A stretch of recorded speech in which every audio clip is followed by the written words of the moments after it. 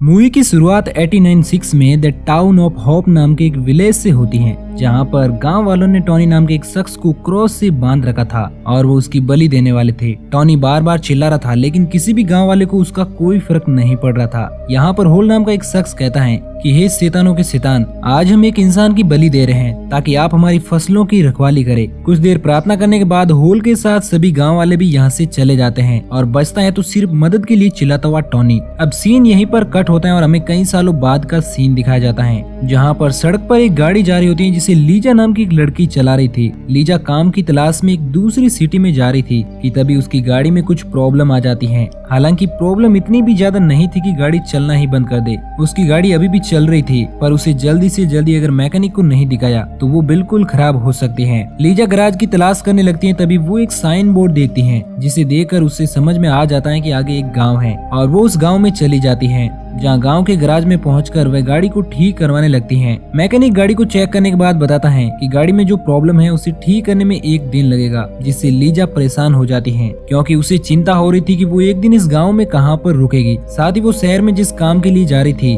उसमें भी वो लेट हो जाएगी। तभी मैकेनिक कहता है कि तुम्हें परेशान होने की जरूरत नहीं है, सामने ये कैफे है जहाँ पर तुम जाकर खा पी सकती हो, और रही बात यहाँ पर ठहरने की तो कैफे में तुम्हारे रुकने का इंतजाम भी हो जाएगा। इसके बाद लीजा उस मैकेनिक से हाथ मिलाती है और उसका शुक्रिया अदा करके कैफे में चली जाती हैं। कैफे में पहुंचकर लीजा एक टेबल पर जाकर बैठती हैं। लीजा को देखकर एक लड़की उसके पास आकर बैठती है और हाथ बढ़ाकर कहती है कि मेरा नाम सारा है और मैं यहाँ पर नई हूँ। इसके बाद लीजा कहती है कि मेरा नाम लीजा है और मैं भी तुम्हारी तरह ही यहाँ पर अभी अभी आई हूँ। मेरी गाड़ी खराब हो गई है, जिसे ठीक कराने के लिए मुझे यहाँ पर आना पड़ा। लीजा सारा से पूछती है कि तुम यहाँ पर क्यों आई हो, तो सारा कहती है कि मैं एक रिपोर्टर हूँ और मैं यहाँ पर बहुत ही इंटरेस्टिंग हॉरर स्टोरी कवर करने के लिए आई हूँ। सारा बताती है कि कुछ साल पहले इस गाँव में हॉल नाम का एक आदमी रहा करता था, जो गाँव वालों के सामने इंसानों की बलि देता था और कुछ गांव वाले भी उसकी सपोर्ट करते थे। एक दिन जब हॉल सो रहा था तो उसे एक सपना आया, जिसमें उसने देखा कि दुनिया में आग की बारिश होने वाली है और सभी लोग मरने वाले हैं, जिसे देखकर वो नींद से जाग गया। इस सपने से वो इतना ज्यादा घबरा गया था कि उसने अपने खेत में एक तहखाना बनवाया ताकि जब आग की बारिश हो तो वो और उसके साथी उस तहखाने में जाकर बच सके। सारा कहती है कि भले ही कुछ गांव वाले होल के सपोर्टर थे, लेकिन गांव में कुछ ऐसे भी लोग थे जो होल के खिलाफ थे, और जब उन लोगों को होल के इस सपने के बारे में पता चला तो उन्होंने उसे ठीक उसी तरह से क्रॉस पर बांधकर जिंदा जला दिया जिस तरह से होल इंसानों की बलि देता था। सारा लीजा से कहती है कि अब मैं होल के घर जाने वाली हूँ और वहाँ पर कुछ तस्वीरें लेने वाली हूँ, अगर तुम चाहो तो मेरे साथ चल सकती हो, वैसे भी तुम फ्री हो। जिसके बाद लीजा सारा के साथ चलने के लिए मान जाती है और ये दोनों कार में बैठकर होल के घर की ओर निकल पड़ते हैं। होल का घर गांव से काफी दूर अकेले में था। वे दोनों होल के घर पहुंचती हैं, जहां पर कोई भी नहीं होता। होल की मौत के बाद उसका घर काफी लंबे समय से सुनसान पड़ा था। सारा यहाँ पर कुछ तस्वीरें लेती है और फिर ये दोनों उस तहखाने की तलाश में खेतों में जाती हैं, जहाँ पर सारा कहती है कि होल क्रॉस पर लटका कर लोगों की बलि देता था, इसलिए मुझे कुछ उस तरह की फोटो ही क्लिक करनी होगी जो कि स्टोरी के लिए बहुत जरूरी है। और फिर ये दोनों मिलकर एक स्क्रैकरो को तैयार करती हैं, जिसे ये क्रॉस पर लटका देती हैं। यहाँ पर लीजा बाथरूम के लिए चली जाती हैं और अकेली बचती हैं सारा, जो स्क्रैकरो की तस्वीरें लेने लगती हैं। लेकिन जैसे ही वो तस्वीरें लेकर हटती हैं तो स्क्रैकरो में जान आ जाती है और सारा कुछ समझ पाती उससे पहले ही ये स्क्रैकरो सारा पर अटैक कर देता है। अब सीन लीजा पर शिफ्ट होता है, जो कि वॉशरूम करने के बाद वापस आ रही होती है।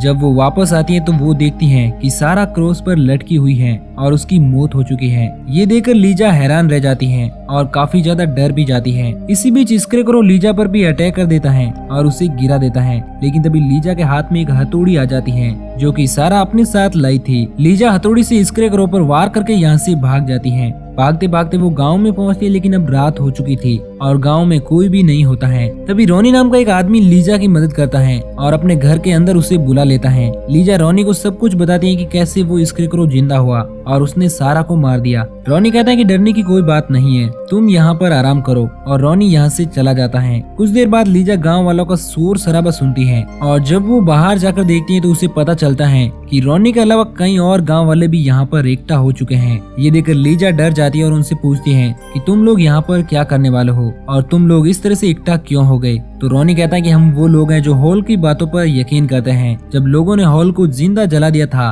तो हम लोगों ने उसके बचे हुए शरीर को दफना दिया था, क्योंकि भले ही हॉल का शरीर जल गया हो लेकिन उसकी आत्मा कभी नहीं मर सकती। रोनी कहता है कि वो जो अचानक से स्केरक्रो जिंदा हो गया था वह हॉल की ही आत्मा थी। हॉल ने हम लोगों से कहा था कि जब वे मर जाएगा तो वे वापस से जन्म लेगा। रोनी कहता है कि हम लोग चाहते हैं कि तुम प्रेग्नेंट हो और फिर से हॉल को जन्म दो। इसके बाद ये लोग लीजा को पकड़कर हॉल के घर के सामने ले जाते हैं। असल में हॉल ने ये भविष्यवाणी की थी कि जिस लड़की के शरीर पर एक बहुत ही स्पेशल टैटू होगा वही उसे दोबारा जन्म दे पाएगी, और यहाँ पर वे टैटू लीजा के शरीर पर होता है। इसलिए गाँव वालों को यकीन हो जाता है कि लीजा ही हॉल को फिर से जन्म दे सकती है। गाँव वाले लीजा के साथ काफी ज्यादा जोर जबरदस्ती कर रहे थे कि तभी वहाँ पर एक पुलिस ऑफिसर आ जाता है जिसका नाम जैक था। वह गाँव वालों के ऊपर बंदूक तानकर उन्हें ऐसा करने से रोक देता है और लीजा को गाड़ी में बैठाकर अपने साथ ले जाने लगता है कि तभी उसकी गाड़ी का एक्सीडेंट एक दूसरी गाड़ी से हो जाता है और यहाँ पर वो दोनों बेहोश हो जाते हैं। जब इनको होश आता है तो पता चलता है कि जिस गाड़ी से इनका एक्सीडेंट हुआ था वह गांव वालों की ही थी और उन्होंने जानबूझकर ऐसा किया था ताकि वो लीजा को ले जा सके। इसके बाद गांव वाले लीजा को क्रॉस पर बांध देते हैं और उठाकर हॉल के घर पर लेकर चले जाते हैं। अब जब लीजा को होश आता है तो वह अपने आप को एक बेड पर पाती है। लीजा यहाँ पर हॉल के घर में थी।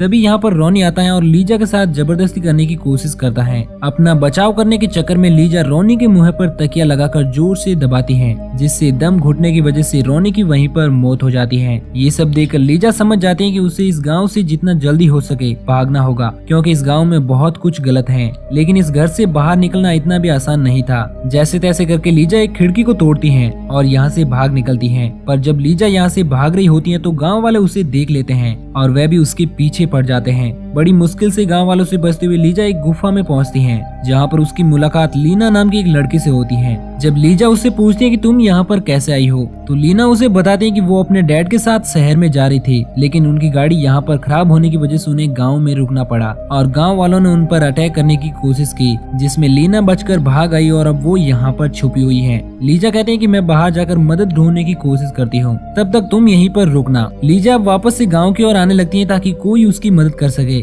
लेकिन मदद मिलने की बजाय फिर से गांव वाले उसे पकड़ लेते हैं और क्रॉस पर रखकर उसके हाथ पर कीले ठोकने लगते हैं।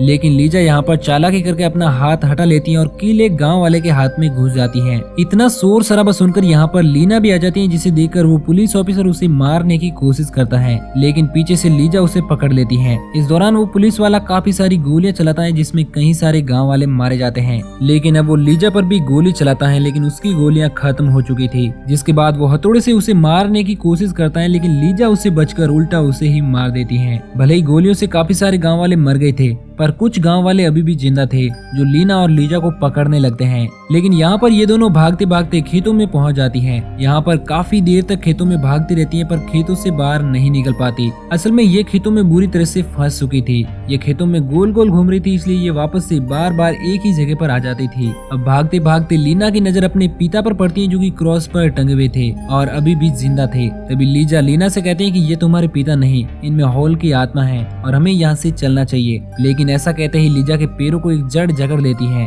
दूसरी तरफ हमें गांव वाले दिखाए जाते हैं जो लीजा और लीना को ढूंढकर परेशान हो चुके थे, पर वो दोनों उन्हें कहीं नहीं मिल रही थी। इधर लीना का पिता, जिसके अंदर हॉल की आत्मा थी, वह क्रॉस से छूट जाता है और इन दोनों की ओर बढ़ता है कि तभी उसका पैर एक गड्ढे में फंस जाता है। इसके बाद हमें काफी सारे कौवे आसमान में दिखाए जाते हैं, जो देखते ही देखते लीना के पिता पर अटैक कर देते हैं और उसे मार देते हैं। ये कौवे गाँव वालों पर भी हमला करते हैं और उन्हें भी खत्म कर देते हैं। अब लीजा का पैर भी उस जड़ से छूट जाता है और लीजा कहती है कि आज ऊपर वाले ने हमें बचा लिया। अब हमें दिखाया जाता है कि सड़क पर खड़े होकर लीजा और लीना लिफ्ट लेती हैं और इस गांव को छोड़कर वहां से चली जाती हैं। और इसी के साथ ये मूवी यहीं पर एंड हो जाती है। तो दोस्तों, आपको ये वीडियो कैसा लगा हमें कमेंट करके जरूर बताएं। अगर आप हमारे वीडियो को पहली बार देख रहे हैं तो प्लीज चैनल को सब्सक्राइब जरूर करें, ताकि आपको इसी तरह की कहानियों का डेली डोज मिलता रहे।